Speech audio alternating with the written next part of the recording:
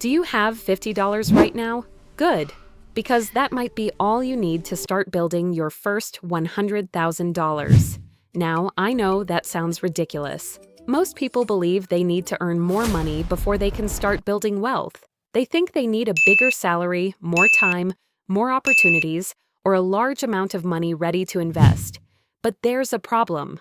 While they're waiting for that perfect moment, they stay exactly where they are. Then a few years go by, they've worked harder, earned more money, and yet somehow they still haven't built any real wealth. Because saving money the way we've been taught simply doesn't work. Saving whatever is left at the end of the month doesn't work. Waiting for the perfect month doesn't work. Waiting for extra money to magically appear doesn't work, because most of the time there is nothing left. There's always a bill, an emergency, an unexpected expense, and before you know it, the money is gone again. That's when I realized something important. The first $100,000 is not built when you start earning more money. It's built when you stop treating wealth like an event and start treating it like a system. And everything begins with one simple shift in the way you think about money. Most people believe that their first $100,000 will come when they finally earn a high income. But let me ask you something. If that were true, why are there so many people earning 6 figures a year and still living paycheck to paycheck? We all know someone like that. They earn good money, far more than the average person, yet they always seem to be waiting for the next paycheck, always saying that the next raise will solve everything. And somehow it never does, because wealth doesn't automatically grow when income grows. In fact, for many people, the opposite happens. The more they earn, the more they spend. The more they earn, the more payments they take on. The more they earn, the more expensive their lifestyle becomes.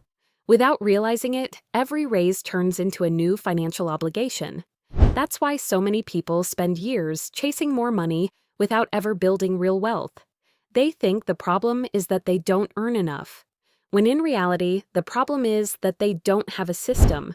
And that's exactly where people who reach their first $100,000 start doing things differently. For a long time, I believed that my financial life would change the moment I started earning more money. I thought that was just how it worked. Earn more, save more, build more. Simple. But then I started paying attention to people around me, people earning well over $100,000 a year who were still living paycheck to paycheck, worrying about the next credit card bill, the next car payment, the next unexpected expense showing up without warning. From the outside, they looked successful. Newer cars, nicer neighborhoods, more expensive vacations, everything that most people associate with financial success. But there was a problem that almost nobody talked about. As their income rose, their spending rose with it. The car got more expensive, the house got bigger, the restaurants changed, the subscriptions multiplied, and before long, every single raise had been completely absorbed by a more expensive lifestyle. And I realized that was exactly what was happening to me too. I kept moving, kept earning a little more, kept staying busy, yet the money came in one door and went right out the other. That's where the biggest trap begins. I used to believe the path to my first $100,000 was earning more money. But the truth is, the first $100,000 is rarely built that way. It begins when you understand that wealth is not about how much money flows into your account. Wealth is about how much of that money stays there long enough to start working for you. It sounds like a small difference.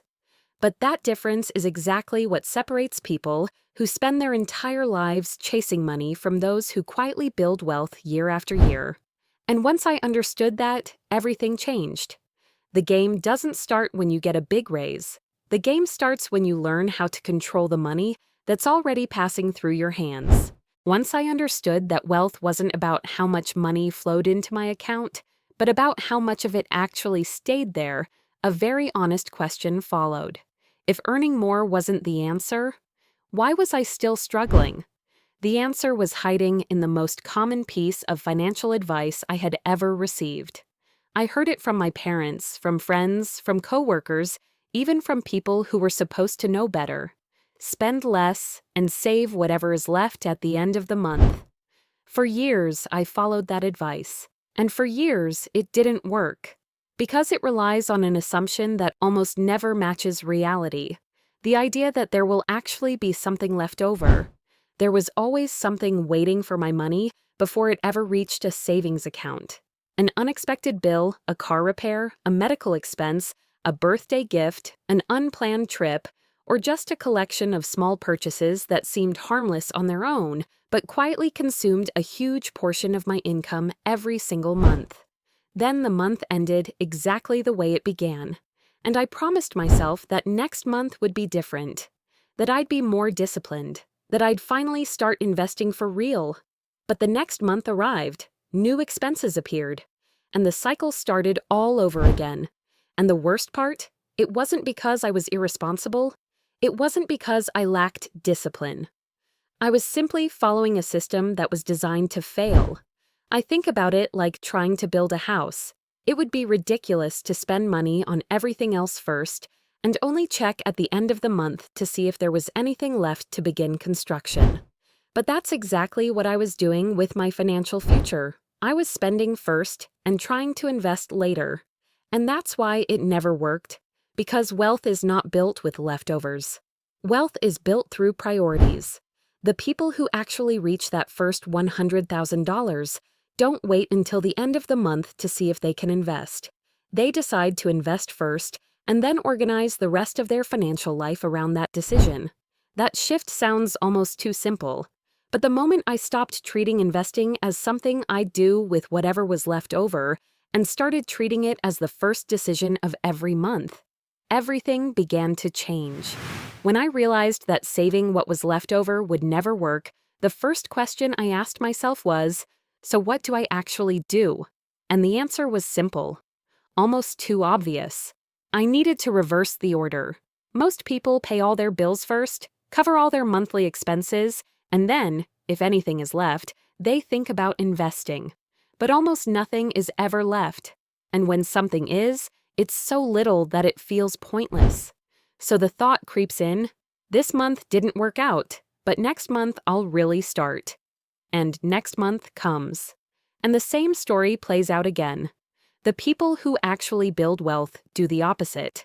They invest first. Before paying anything else, before seeing how much is left, before knowing what kind of month it's going to be, they set aside a portion of their money for their future. The rest of their financial life organizes itself around that decision, not the other way around. When I started doing that, something unexpected happened. I was sure I wouldn't make it through the month, that the bills wouldn't add up, that I'd have to cancel the investment halfway through. But what actually happened was different. Once that money was no longer available, my brain stopped counting on it. I started making do with what was left. I cut expenses I didn't even realize I had. I made better decisions because the number was smaller, and I knew that from the very first day of the month. That's where the system begins. It's not about discipline, it's not about willpower. It's about building a structure where the right decision happens automatically before you ever have the chance to spend the money that should be working for your future. After I reversed the order and started investing first, I thought the problem was solved. But there was something I hadn't noticed yet. The money kept disappearing, not all at once, not in any obvious way, but slowly, in small amounts, in ways I could barely track. And that's when I understood what was really happening. There are invisible leaks in almost every personal budget. And they're invisible precisely because they seem too small to matter. The first one has a name, lifestyle inflation. Every time income goes up, lifestyle tends to go up with it. The apartment gets a little nicer, the car gets a little newer, the restaurants get a little more expensive, the vacations get a little longer. None of those changes feel like mistakes. In fact, each one feels deserved. But together, they quietly consume exactly what should have been invested. Then came the forgotten subscriptions. Services I had signed up for months earlier and simply stopped using. But that kept getting charged every single month, silently, without me ever paying attention. Each one seemed small, but when I added everything up, I was surprised by how much was leaving my account every month without me even realizing it. Then the impulse purchases. Not the big ones, the small ones. That late-night online order, that item on sale I didn't actually need, that delivery because I was tired and didn't feel like cooking.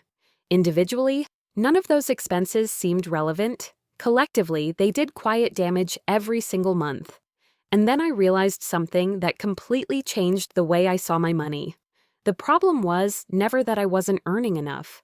The problem was that I was letting money escape through holes I didn't even know existed. And the most dangerous part is that these leaks grow with your income. The more you earn, the bigger the leaks tend to get, unless you make a conscious decision to close those holes. That's when I understood that building your first $100,000 isn't only about how much comes in. It's also about making sure what comes in doesn't disappear before it ever has the chance to work for you. When I finally had a system working, investing first, closing the leaks, I realized there was still something slowing me down. Saving has a limit. No matter how disciplined I was, no matter how many expenses I cut and how many leaks I closed, there would always be a ceiling. A point where there was simply nothing left to cut. And when you reach that point, the only way to accelerate is to increase what comes in. That's when I understood one of the most important differences between people who take decades to reach their first $100,000 and those who get there much faster. Cutting expenses matters, but there's a limit to how much you can cut. There is no limit to how much you can earn. That realization completely shifted where I put my energy. I stopped spending hours trying to save a few extra dollars a month and started investing that time into increasing my ability to generate income.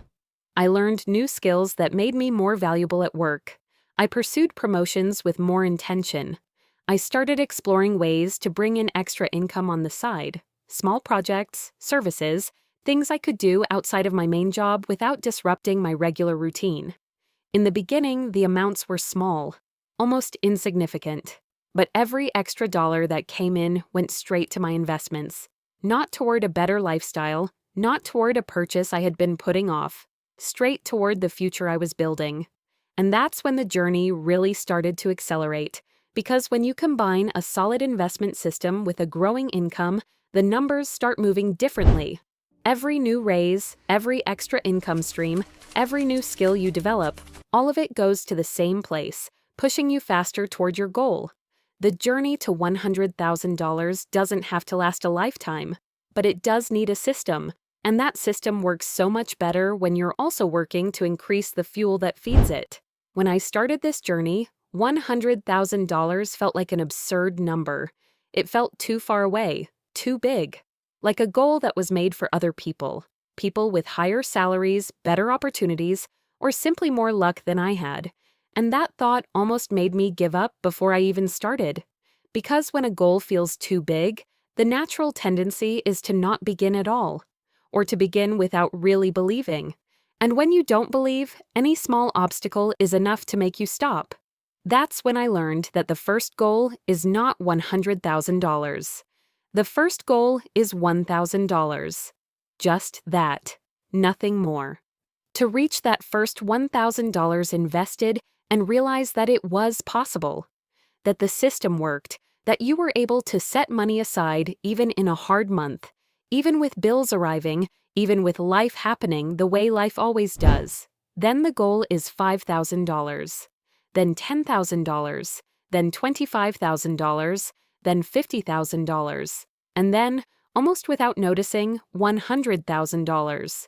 Each step plays an important role. It's not just about the number itself, it's about what that number does to you. Every milestone you reach changes the way you see yourself. You stop being someone who wants to build wealth and start being someone who is building wealth. And that difference changes everything. Something else happens too, and this is important to understand. Each step accelerates the next one. When you have $10,000 invested, reaching $25,000 is faster than reaching $10,000 was. When you have $25,000, reaching $50,000 is faster still. The money starts working alongside you, and the distance between milestones keeps shrinking. Not because you're working harder, but because the system is gaining momentum. The staircase exists. You just need to climb one step at a time. There is a moment in this journey that nobody tells you about before you get there. It's not when you open your first investment account. It's not when you make your first contribution. It's not even when you reach your first $1,000 or your first $10,000. It's when you realize the money is growing on its own. Not much at first, maybe a few dollars a month, maybe less than that. But it's the first time you look at your statement and see that the balance went up without you having done anything other than let the system run. And something shifts in you at that moment, because up until then, building wealth had felt like a constant effort, like it depended entirely on you, on your discipline, your consistency, your ability to resist every unnecessary expense. And in a way, it did. But once the money starts working for you, the dynamic changes. You still contribute. You still invest every month. But now you're no longer on this journey alone. The money you've already accumulated is working alongside you, generating more money, accelerating the process in a way that no extra effort on your part could ever replicate. That's why the first $100,000 is the hardest. Not because the path is impossible, but because it's the stretch where you're still building the engine, still creating the foundation, still proving to yourself that the system actually works. But once you cross that milestone, the game truly changes. The growth accelerates. The milestones get closer together. And what once felt like a daily effort starts to feel like a system that sustains itself and grows almost on its own. Reaching your first $100,000 is hard, but it's the most important work you will ever do for your financial life, because that's where everything begins to change. For a long time, I thought the secret was earning more, that one day a bigger salary would come, a better opportunity would appear, the right moment would finally arrive, and everything would fall into place. But that moment never came on its own. What changed everything wasn't a raise. It wasn't a perfect investment. It wasn't some big financial turning point. It was a system. Investing first before anything else. Closing the invisible leaks that were quietly consuming everything I earned. Increasing my ability to generate income. Climbing the staircase one step at a time and having enough patience to let the money start working for me. Ordinary people build their first $100,000 that way. Not with luck, not with extraordinary salaries, not with the perfect investment at the perfect moment. With a system, repeated consistently for long enough. And if you want to put this system into practice together with your partner, we created Thrive Together, a complete workbook for couples who want to build prosperity side by side. The link is in the first comment of this video. Now I want to hear from you. What is the biggest obstacle you face today when it comes to building your first $100,000? Tell me in the comments. You'll see that you're not alone. Subscribe to the channel and hit the notification bell. Every week there's new content on money, family, mindset, and purpose. See you next time.